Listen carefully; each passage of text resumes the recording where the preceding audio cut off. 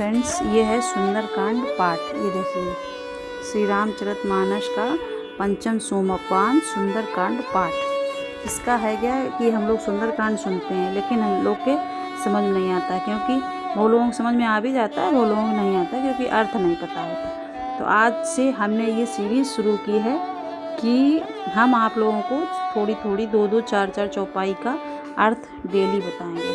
आज हम पहले दिन डाल रहे हैं, अगर अच्छा रिस्पांस आएगा तो हम डेली आपको मेहनत करेंगे इस काम के लिए कि आपको हम चौपाई का अर्थ बताएं, जिससे कि धीरे धीरे आपको पूरे सुंदरकांड का अर्थ आ जाए।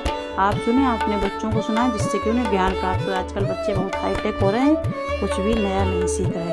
तो देखिए, सबसे पहले जामवंत के वचन सुनाए सुहाए, सुन हनुमंत हृदय अति भाए, तब लगी मोहि परख्यो तुम भाई, सही दुख कंद मूल फल खाई। क्योंकि हनुमान जी वहाँ, मतलब इसका अर्थ ये है, हम इसमें अर्थ भी है कि हनुमान जी से जामवंत ने ये कहा कि जो समुद्र है वो पार करके जाना था। जो हनुमान जी हैं उनको ये आशीर्वाद, उनको श्राप मिल रहा था कि उन्होंने सूर्य भगवान को निगल लिया था, ऐसे बहुत से काम किए थे, तो इसलिए उनको श्राप मिला था कि वो सब कुछ भूल जाएं। अपनी जो उनकी ताकत है, उनकी कैपेसिटी है कि क्या क्या कर सकते हैं, वो सब भूल जाए, इसलिए उनको भूल गए। तब कौन जाए तब जामवंत जी ने उनको याद दिलाया था कि क्या चुप साधी रहे हनुमाना, कि मतलब तुम क्यों चुप बैठे हो, तुम बलवान हो सबके समान। तो देखो, जब जामवंत जी ने ये कहा, जामवंत के वचन तब जामवंत जी के वचन उनको सुनाए तो है, तब उन्होंने जामवंत जी ने क्या कहा उनसे, हिंदी में पढ़ो। जामवान ने के सुंदर वचन सुनकर हनुमान जी के हृदय को बहुत ही भाए। वे बोले, हे भाई, तुम लोग दुख सहकर कंद मूल फल खाकर तब तक मेरी राह देखना। कब तक राह देखना?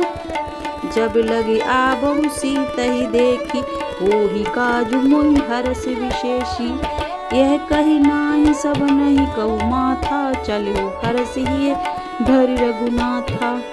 जब तक मैं सीता जी को देखकर लौट ना आऊं, काम अवश्य होगा, क्योंकि मुझे बहुत ही हर्ष हो रहा है।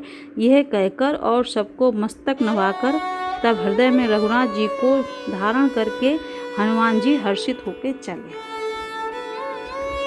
सिंधु तीर एक भूधर सुंदर, कौतुक कूद चढ़्यो ताऊ पर, बार बार रघुवीर समारी, तरक्यो पवन तनय बल भारी। अब इसका अर्थ सुनो। समुद्र के तीर पर एक सुंदर पर्वत था। हनुमान जी खेल से ही अनायास ही कूदकर उसके ऊपर जा चढ़े और बार बार श्री रघुवीर का स्मरण करके अत्यंत बलवान हनुमान जी उस पर से बड़े वेग से उछले। फिर देखिए आगे,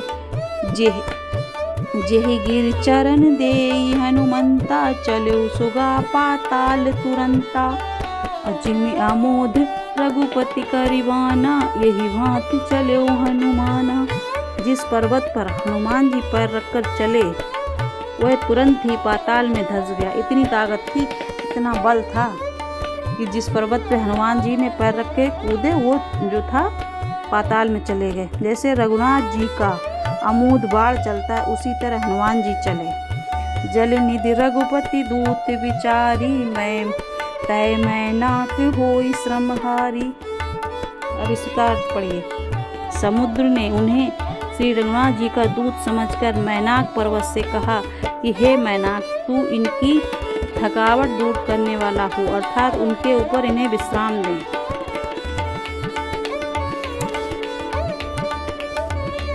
हनुमान तेहि पर साकर, पुन कीन प्रणाम, राम काज तूने बिनु मोहि कहाँ विश्राम।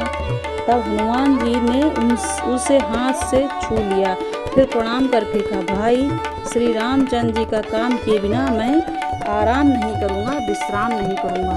ये आज तक, यहाँ तक हमने पहली चौपाई के एंड तक आपको इसका अर्थ सुनाया। अगर आप इच्छुक हैं तो हमें कमेंट करना, तो हम कल से और थोड़ी ज़्यादा आपको सीरीज पूरी बनाएंगे, सुना के देंगे।